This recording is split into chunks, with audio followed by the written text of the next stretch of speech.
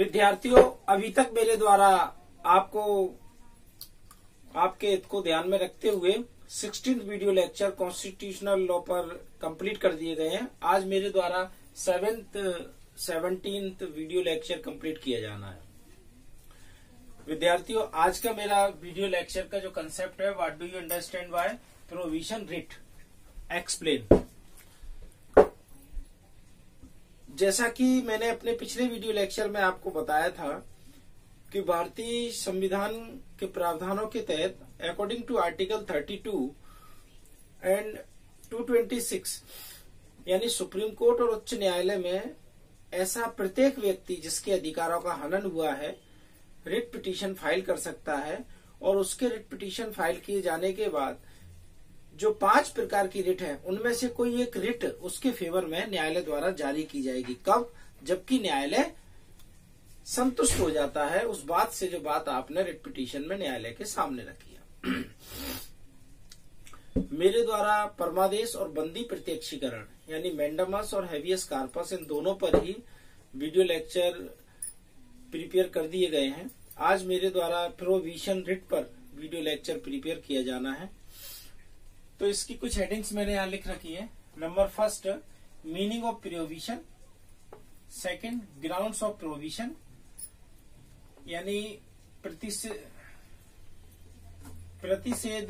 लेख, प्रतिषेध लेख के आधार, जुरिस्डिक्शन यानी क्षेत्राधिकार, क्वेश्चन ऑफ लॉ विधि के प्रश्न, क्वेश्चन ऑफ फैक्ट तथ्य का प्रश्न, क्वेश्चन ऑफ नेचुरल लॉ यानी प्राकृतिक विधि का प्रश्न, और हु कैन अप्लाई, कौन आवेदन कर सकता है।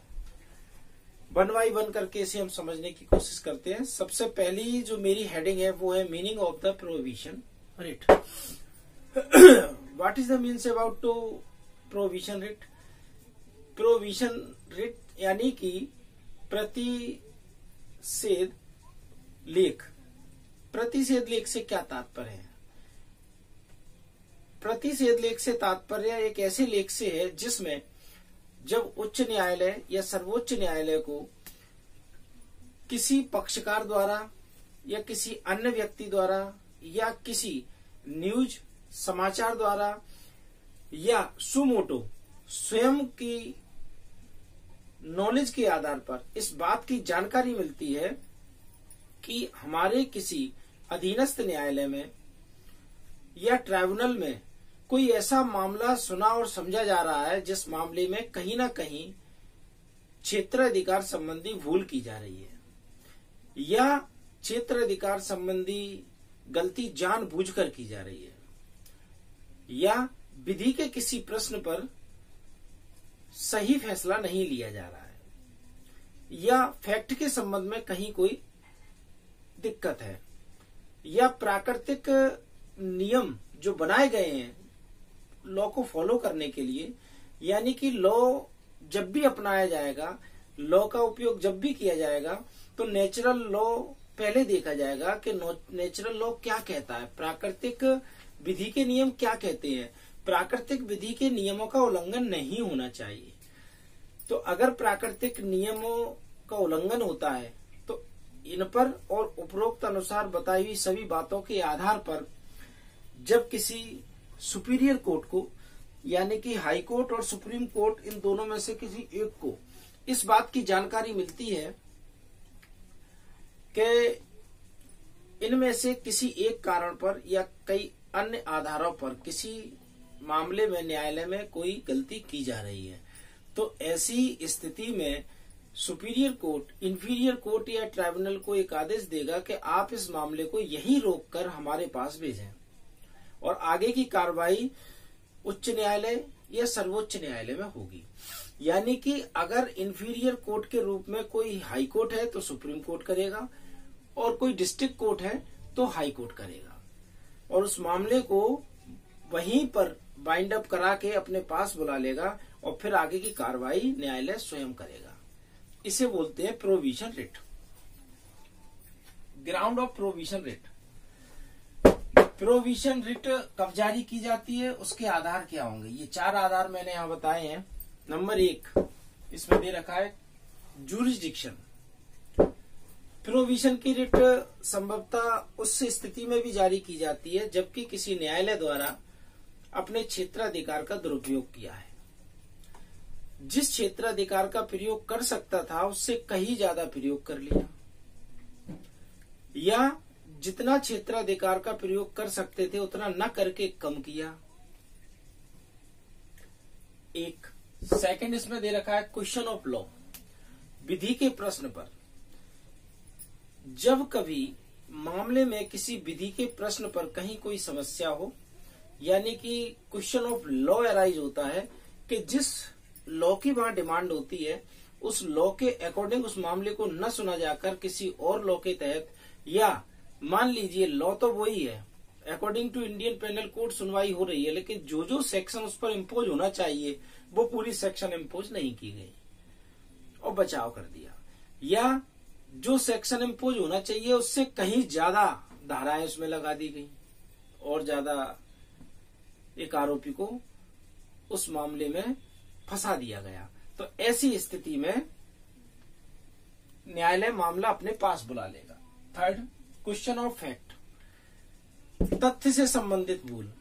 अगर कहीं किसी मामले में इंफीरियर कोर्ट द्वारा तथ्य संबंधी भूल की जाती है तो ऐसी परिस्थिति में भी सुपीरियर कोर्ट उस इंफीरियर कोर्ट को आदेश देकर उस मामले को अपने पास बुला लेगा।